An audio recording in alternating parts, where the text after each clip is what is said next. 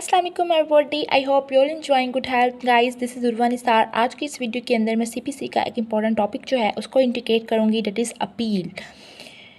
ये पार्ट 1 है इस वीडियो का। इसके अंदर मैं जो फर्स्ट अपील से रिलेटेड हमारे स्टैचू के अंदर प्रोविजंस दी गई हैं उनको इंडिकेट करूँगी, और जो पार्ट 2 होगा इस वीडियो का उसके अंदर हम second appeal from order, general provisions related to appeal और अपील टू सुप्रीम कोर्ट से रिलेटेड जो प्रोविजंस है उनको डिस्कस करेंगे। तो गाइज़ ये एक इंपॉर्टेंट टॉपिक है और मेरे उस्ताद मोहतरम सैयद नजम मीर शाह साहब ने मुझे बड़ी मेहनत से ये पढ़ाया है, तो मैं उनकी तरह समझा तो नहीं सकती लेकिन कोशिश ज़रूर कर सकती हूँ। Before starting my discussion guys, if you are liking this video, press the red button below and also click the bell icon so that you will get the notification. Let's start. जो हमारे statue के अंदर first appeal से related provisions बताई गई हैं उनको तो हम वन बाय वन डिस्कस करेंगे। उससे पहले हम जनरल कॉन्सेप्ट देखेंगे, अपील होती क्या है, अपील को हम डिफ़ाइन किस तरह कर सकते हैं, और अपील हमारा किस किस्म का राइट है, कौन अपील फ़ाइल कर सकता है और इसका प्रॉपर फॉर्म क्या है। तो फर्स्ट जो है वो हम डिस्कस करते हैं प्रीफेस, यानी कि इसका इंट्रोडक्शन।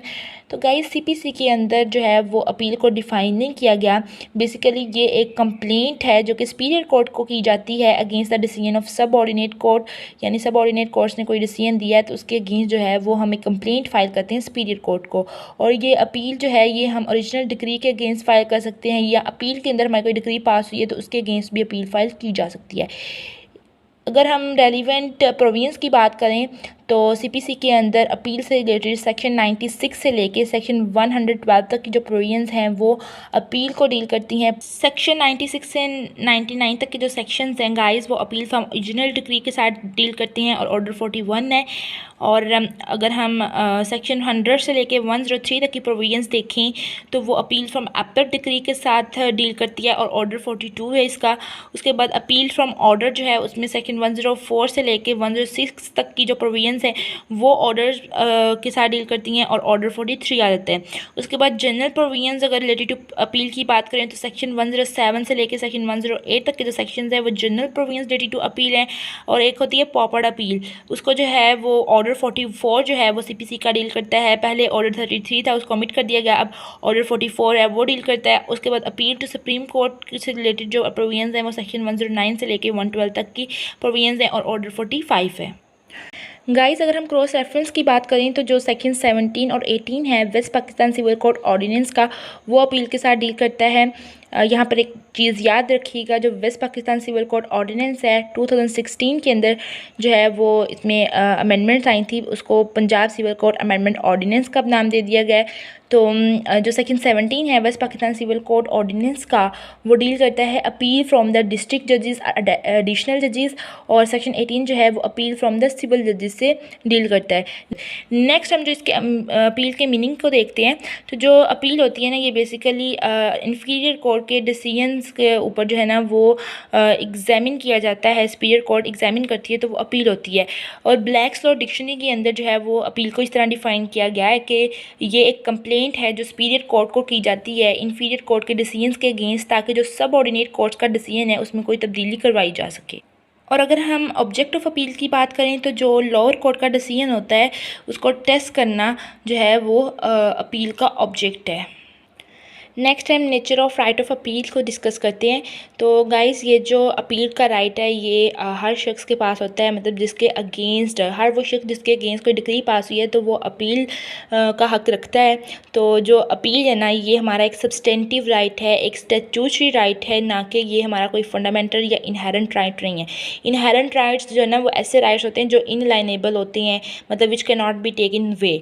बट ये जो हमारा अपील है ना ये हमारा एक स्टैट्यूटरी राइट है, बल्कि ये उस वक्त अवेल किया जा सकता है जब लॉ आपको एक्सप्रेसली ग्रांट करता है, जब लॉ आपको परमिट करता है।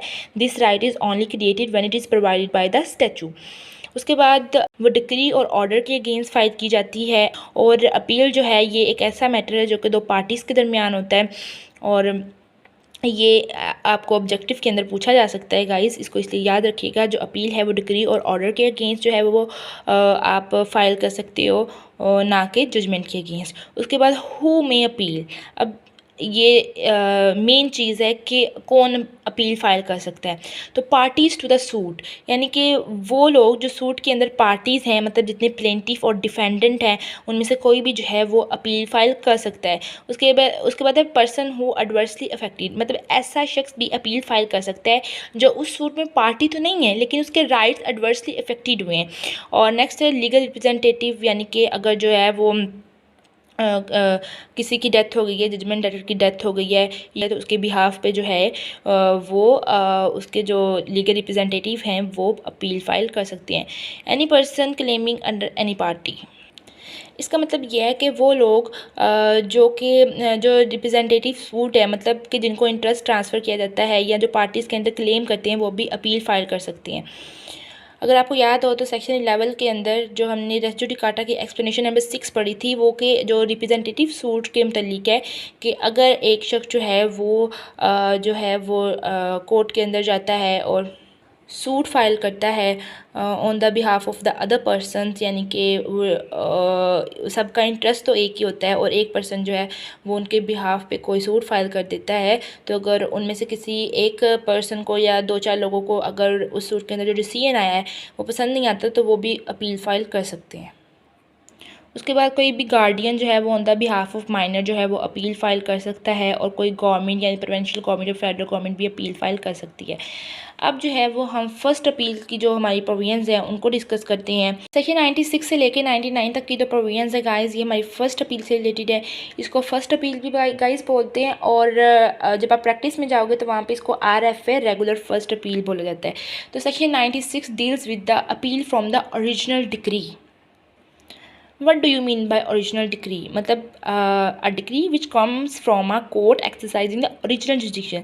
जब कोई कोर्ट ओरिजिनल jurisdiction एक्सरसाइज करके किसी मैटर को एजुडिकेट करता है, उसके ऊपर डिसीजन देता है, वो जो डिक्री होती है वो ओरिजिनल डिक्री होती है। और जब आप उस ओरिजिनल डिक्री के अगेंस्ट जो है वो अपील फाइल करते हो तो उसे हम कहते हैं appeal from the original decree, तो और उसी को हम फर्स्ट अपील भी कहते हैं। गाइस सेक्शन 96 का सब सेक्शन 1 ये कहता है कि अपील हर डिग्री के खिलाफ फाइल की जा सकती है। स्टैचू आपको अलाउ करता है कि जो ओरिजिनल कोर्ट जुरिस्डिक्शन एक्सरसाइज कर रही है उसने ये डिग्री पास की हो, उस कोर्ट में अपील हो सकती है जो कि ऑथराइज है, और उस कोर्ट को जो डिसीजन है उससे अपील सुनने के लिए जो ऑथराइज है। जो फर्स्ट अपील है ये मैटर ऑफ फैक्ट और मैटर ऑफ लॉ पर भी फाइल कर सकते हो। और सेक्शन 96 का जो सब सेक्शन 2 है वो कहता है कि आपकी जो एक्स पार्टी डिक्री है उसके अगेंस्ट भी अपील फाइल कर सकते हो। और सब सेक्शन 3 ये कहता है कि कोई भी जो आपकी कॉन्सेंट डिक्री है, यानी कि कोई भी ऐसी डिक्री जो on the consent of parties जो है वो पास हुई है, तो उसके अगेंस्ट आप अपील फाइल नहीं कर सकते। या आपसे ऑब्जेक्टिव में भी पूछा जा सकता है, तो जो आपकी कॉन्सेंट डिक्री होती है वो अपीलेबल नहीं है, वो नॉन अपीलेबल है। आपकी जो कॉन्सेंट डिक्री है वो नॉन अपीलेबल है और जो एक्स पार्टी डिक्री है वो अपीलेबल है।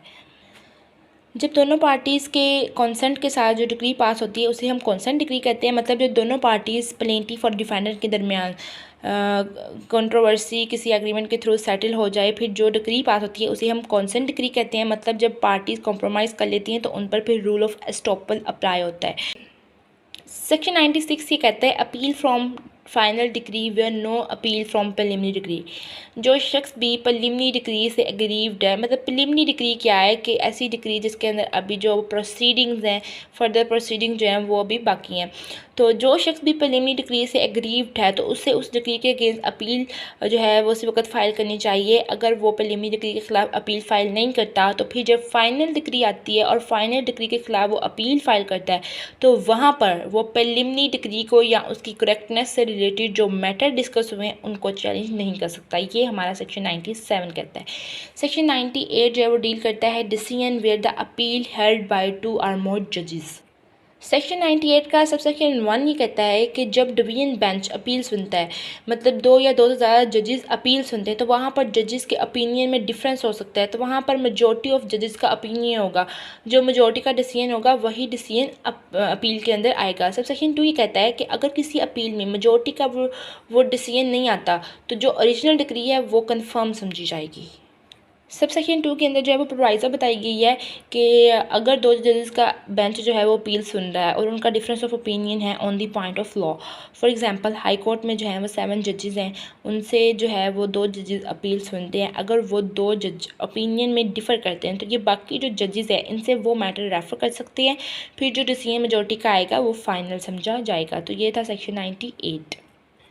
सेक्शन 99 जो कहता है वो no decree to be reverse or modified for error for irregularity not affecting merits or jurisdiction. मतलब अगर लोअर कोर्ट का जो डिसीजन जो है वो मेरिट पर डिसाइड हुआ है और उस कोर्ट के पास जुरिस्डिक्शन थी उस मैटर को इंटरटेन करने के लिए, उस मैटर को अपील में मॉडिफाई या रिवर्स नहीं किया जा सकता।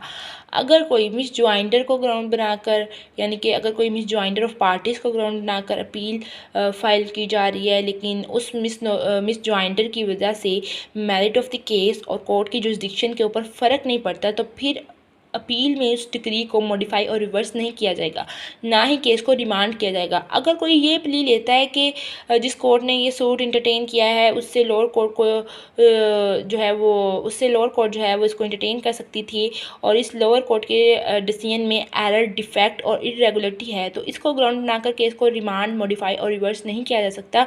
मेरिट ऑफ केस तब इफेक्ट होता है जब उसकी वजह से जजमेंट में एरर आ सकता है। फॉर एग्जांपल कोर्ट किसी मटेरियल एविडेंस को एग्जामिन नहीं करती, विटनेस को एग्जामिन नहीं कोर्ट ने किया, इशू फ्रेम नहीं किए या इशू गलत फ्रेम कर दिए, तो ये ग्राउंड्स हैं, इससे जो है वो लोअर कोर्ट की जजमेंट में फ़र्क आता है। तो जब तक मेरिट ऑफ केस पर फ़र्क नहीं पड़ता किसी ग्राउंड की वजह से, तो फिर डिक्री को अपील में रिवर्स नहीं किया जा सकता और ना ही मॉडिफाई किया जा सकता है। सिंपली सेक्शन 99 कोर्ट को ये गाइड करता है कि कभी भी टेक्निकल ग्राउंड्स के ऊपर बेस करके डिक्री को मॉडिफाई, रिवर्स या रिमांड नहीं किया जा सकता। उसके बाद हम ग्राउंड्स ऑफ फर्स्ट अपील देखें तो फर्स्ट अपील जो है वो इन ग्राउंड्स के ऊपर आप फाइल कर सकते। अगर जुडिशल माइंड नहीं अप्लाई किया गया या जो आपके एविडेंस हैं उनको रीड नहीं किया गया या कोई एविडेंस जो है वो छोड़ दिया गया है, और अगर किसी मतलब प्रोसीजर के अंदर कोई इरेगुलरिटी है किसी और किस्म की, तो इन ग्राउंड्स की बिना पर मतलब ये प्ली आप ले सकते हो और आप फर्स्ट अपील फाइल कर सकते हो। और अगर मैं फोरम ऑफ अपील की बात करूं तो forum of appeal suit value के लिहाज से डिटरमिन किया जाता है, मतलब सूट की वैल्यू क्या है उस लिहाज से नहीं कि आपकी अमाउंट ऑफ डिक्री क्या है। आपके सूट की जो वैल्यू होती है उस लिहाज से देखा जाता है कि वो किस कोर्ट की पेक्यूनी जुरिस्डिक्शन के अंदर वो आता है, तो जिस कोर्ट की जुरिस्डिक्शन में वो आता है वहाँ अपील फाइल की जाती है। तो ये था मेरा आज का लेक्चर, होप सो आपको अच्छा लगे। Thank you so much.